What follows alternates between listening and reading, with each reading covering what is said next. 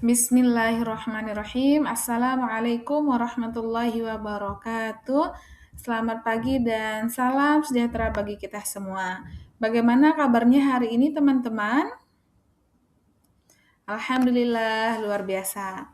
Kembali lagi bersama saya, Suci Jayanti, dalam pembelajaran pendidikan agama Islam.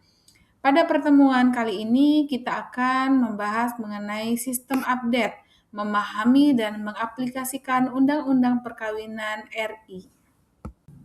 Kenapa harus ada aturan? Bayangkan, komputer tanpa sistem operasi itu akan berantakan. Undang-undang perkawinan ini adalah yang menjaga agar hak dan kewajiban warga negara terlindungi. Dalam Undang-Undang Nomor 1 Tahun 1974, versi lama yang menetapkan usia minimal menikah itu 16 tahun untuk perempuan dan 19 tahun untuk laki-laki yang menyebabkan banyak sistem error. Sehingga di dalam Republik Indonesia muncul Undang-Undang Nomor 16 Tahun 2019. Update pentingnya, usia minimal menikah disamakan menjadi 19 tahun untuk semua, baik bagi perempuan ataupun laki-laki, untuk menjaga stabilitas fisik dan mental. Mengapa negara menetapkan angka ini?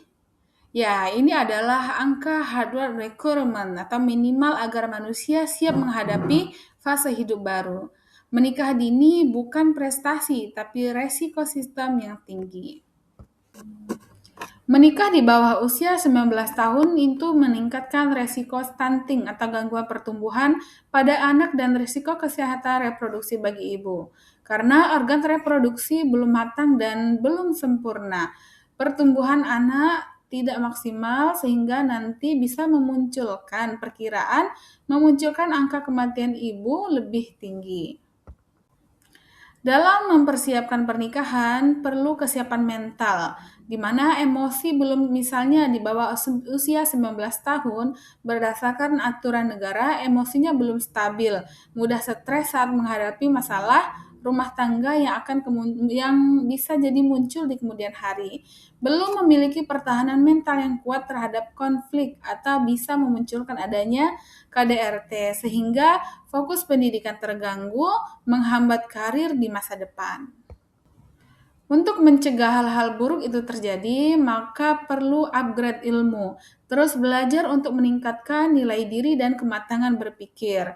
Fokus pada cita-cita dan karir sebelum memutuskan untuk menikah atau membangun rumah tangga dan bergaul dengan lingkungan positif yang mendukung pendidikan.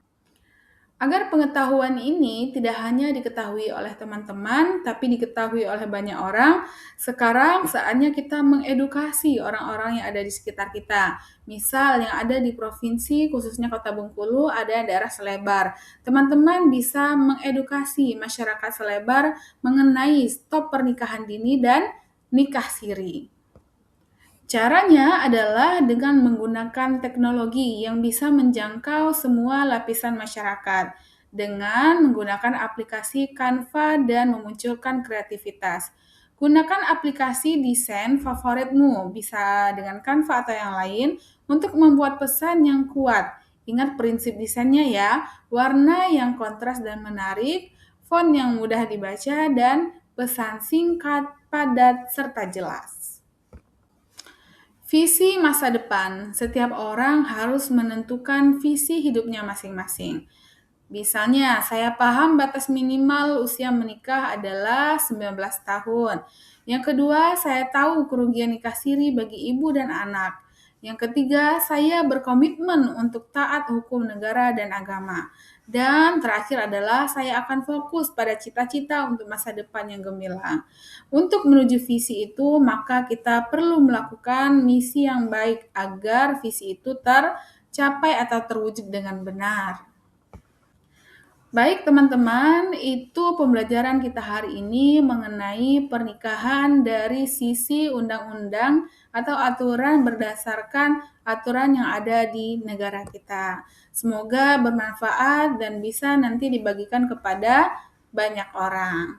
Jika ada pertanyaan atau hal-hal yang membingungkan, Teman-teman bisa bertanya di WA Group atau melalui tutor paket C.